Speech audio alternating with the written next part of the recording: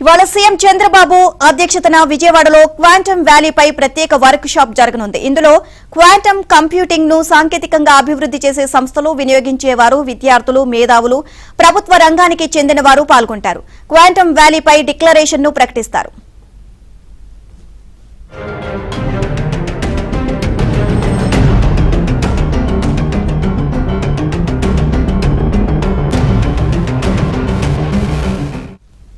జాతీయ స్థాయిలో ప్రప్రథమంగా ఏపీలో వచ్చే ఏడాది జనవరి నుంచి మెరుపు వేగంతో కూడిన సాంకేతిక నైపుణ్యం, క్వాంటమ్ కంప్యూటింగ్ సేవలు అందుబాటులోకి రానున్నాయి.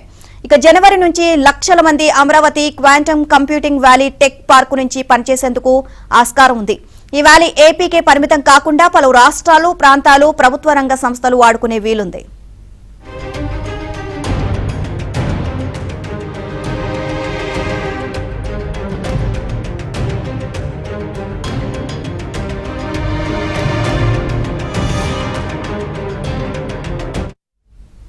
స్టార్టప్ల నుంచి భారీ పరిశ్రమల దాకా, వైద్య రంగం నుంచి సేవా రంగం వరకు, వ్యవసాయం నుంచి వాణిజ్యం దాకా అన్ని రంగాల్లోనూ క్వాంటమ్ కంప్యూటింగ్ సేవలు విస్తృతం కానున్నాయి.